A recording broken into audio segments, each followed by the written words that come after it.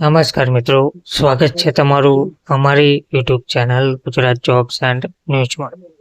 મિત્રો, નવા વર્ષે સરકારી કર્મચારીઓને મોટી ખુશખબર જોવા મળી રહી છે. 2025ની શરૂઆતમાં જ સરકારી કર્મચારીઓ માટે નવા ધમાકા સાથે આવી રહી છે. આ વખતે મોંઘવારી ભથ્થામાં આટલો વધારો જોવા મળી રહ્યો છે. નવું વર્ષ 2025 સરકારી કર્મચારીઓ માટે મોટા ખુશીના સમાચાર લઈને આવી રહ્યું છે. સરકારી કર્મચારીઓ અને પેન્શનરો મોંઘવારી ભથ્થા ડીએ ડીઆરમાં વધારાની રાહ જોઈ રહ્યા છે. 7મા પગાર પંચ હેઠળ ડીએની ગણતરી AICPI all India consumer price ઇન્ડેક્સના આધાર પર કરવામાં આવે છે. આ વખતે જુલાઈથી ડિસેમ્બર 2025 સુધીના એઆઈસીપીઆઈ ઇન્ડેક્સના આંકડા તમને નક્કી કરી દીધા છે. તો ઓક્ટોબર 2024 સુધી જારી કરાયેલા ડેટાના આધારે નિશ્ચિત છે કે જાન્યુઆરી 2025માં ડીએમાં 3% વધારો થવાની સંભાવના છે. નવેમ્બર અને ડિસેમ્બરના આંકડાની રાહ જોઈ રહી છે. આ પછી પણ અંતિમ સંખ્યા નક્કી કરવામાં આવશે. જો નવેમ્બર અને ડિસેમ્બરના 2024માં આંકડો 145ની આસપાસ રહે છે, તો આ જાન્યુઆરી 2025માં ડીએ વધીને 56% પર પહોંચી જશે. તો સરકારી કર્મચારીઓને કેટલો ફાયદો થશે? તો એઆઈસીપીઆઈ સરકારી કર્મચારીઓના ડીએ વધારાનો મુખ્ય આધાર હોય છે. ઓક્ટોબર 2024ના આંકડા અનુસાર ઇન્ડેક્સ 144.5 પોઈન્ટ પર પહોંચી ગયો છે.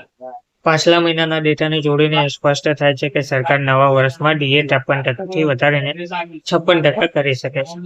મોંઘવારી ભથ્થામાં 3%ના વધારા સાથે સરકારી કર્મચારીઓના પગારમાં દર મહિને નોંધપાત્ર વધારો થશે. જો ડીએમાં 3%નો વધારો થશે તો કર્મચારીના પગારમાં મોટો ફેરફાર જોવા મળી શકે છે.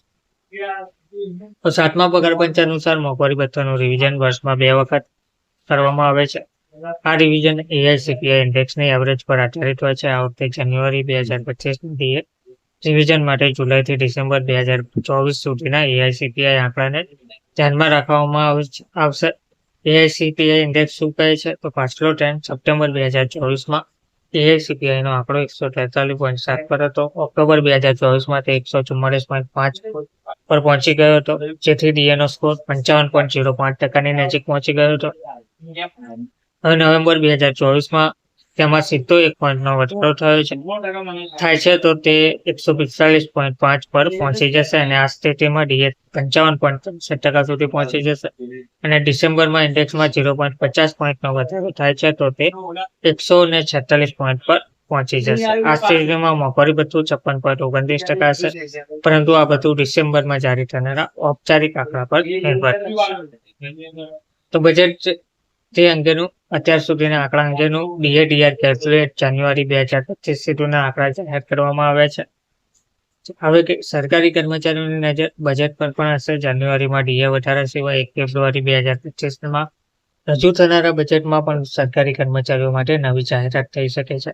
સરકાર જાહેરાત ક્યારે કરશે? તો સરકારી કર્મચારીઓના મોંઘવારી ભથ્થામાં વધારાની ઔપચારિક જાહેરાત સામાન્ય રીતે માર્ચમાં કરવામાં આવે છે. સરકાર તેને હોળી પહેલા રિલીઝ કરશે.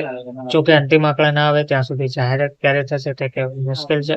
માર્ચમાં જાહેરાત પછી તે કર્મચારીઓને તેમના એપ્રિલ 2025ના પગારમાં ઉમેરીને આપી શકાય છે અને પેન્શન ધારકોને પણ આનો લાભ મળી રહેશે. ધન્યવાદ.